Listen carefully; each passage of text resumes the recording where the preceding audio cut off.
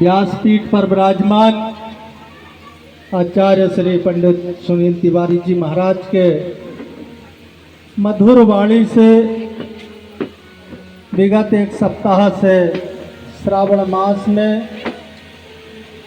संगीत में शिव महापुराण के धर्म क्षेत्र में हमारे लिए जो ज्ञान की प्राप्ति के लिए हम लोग यहाँ पर विराजमान हैं और उनके श्री मुखाग्रविंद से जो वाणी हम सुन रहे हैं, आयोजन चाहे छोटा हो या बड़ा हो, लेकिन जहाँ धर्म क्षेत्र का नाम जुड़ जाता है फिर वहाँ कोई छोटा बड़ा नहीं होता। और मैं आदरणीय गुरु जी के लिए बताना चाहूँगा, आपने कथाएं बड़े बड़े कथावाचक संतों के श्री मुखाग्रविंद से यही धर्म कथाएं सुनी होंगी। बड़े बड़े मंचों पर आपने देखा होगा, ऐसे ऐसे कथावाचक भारत भूमि पर हैं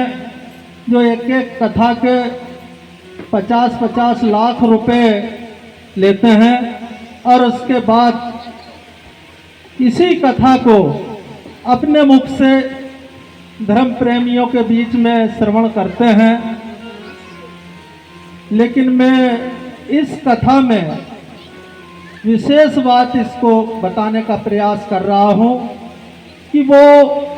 50 लाख चाहे 1 करोड़ रुपए लेकर लाखों लोगों का मंच भी लगा हो,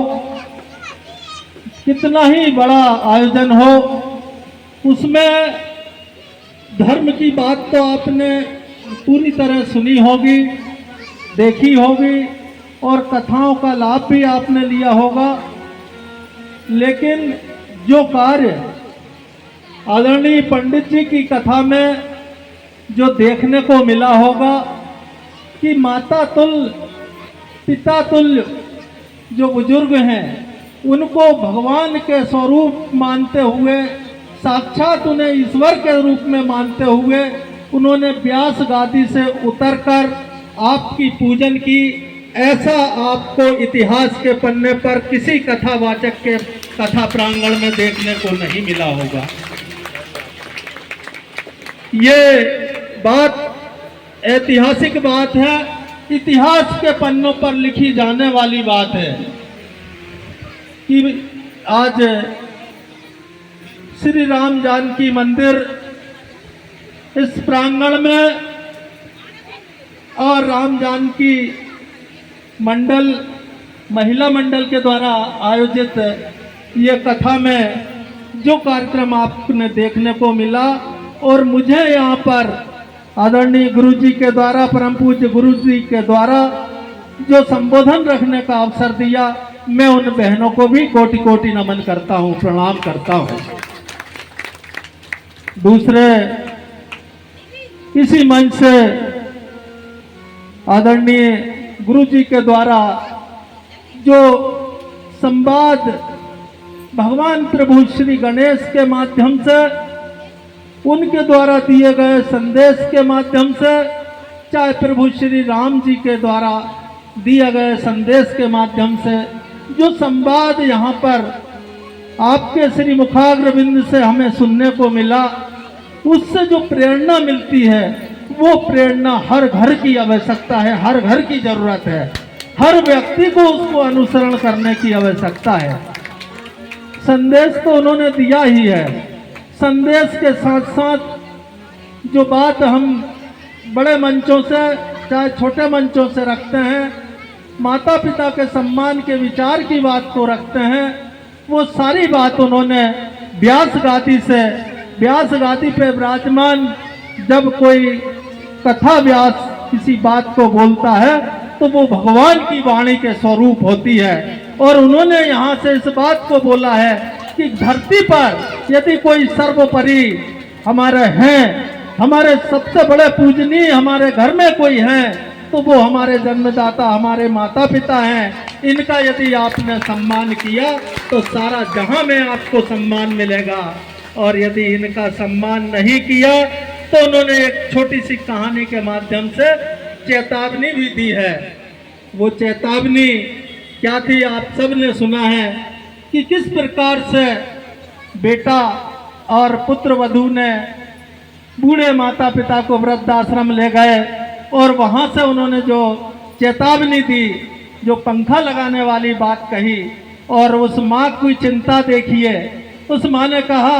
कि मैं तो कैसे ही गुजारा कर लेती हूँ, मुझे तो आदत है बिना पंखा और एसी में रहने की, मैं तो रह लूँगी, लेकिन बेटा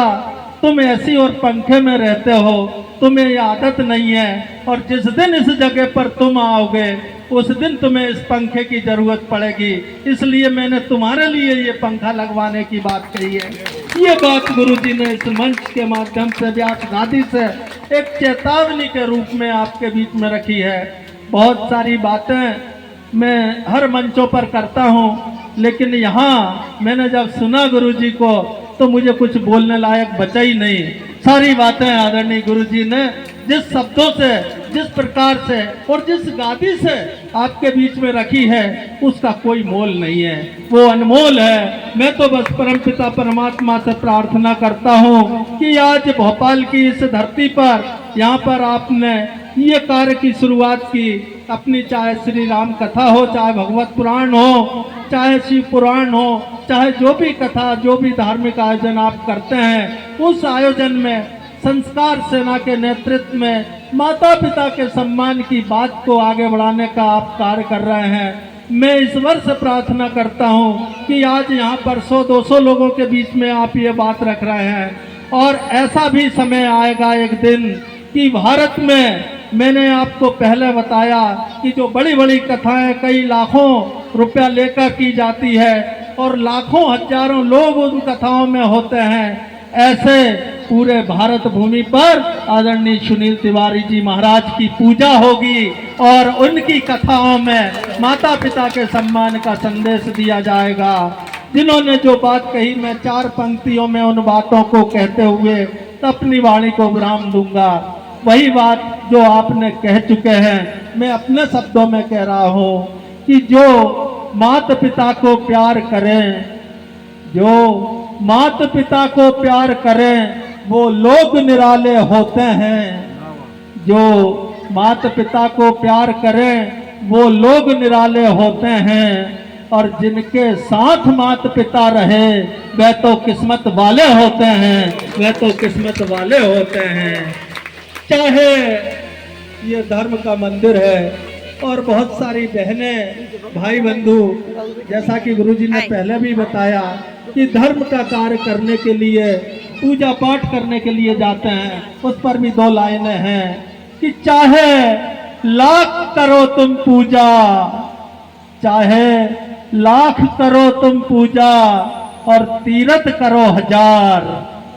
चाहे लाख करो तुम पूजा और तीरथ करो 1000, और इनको ठुकराया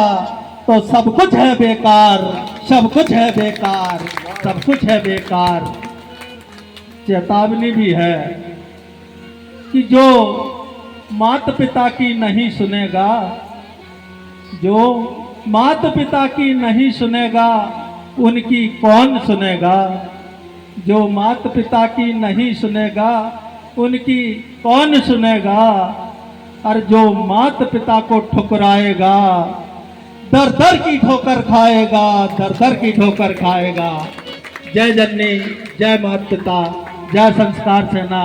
जय गुरुदेव की। बहुत बहुत धन्यवाद, आपने अनमोल समय दिया और इस प्रांगण में, इस पवित्र आयोजन में माता पिता का पूजन कर माता पिता के सम्मान का युवाओं को संदेश दिया है। एक बार जोरदार अपने अपने माता पिता का जयकारा हो जाए। अपने अपने माता पिता की, अपने अपने माता पिता की। मैं आदरणीय गुरु जी का धन्यवाद करता हूँ, उन्हें मैं प्रणाम करता हूँ।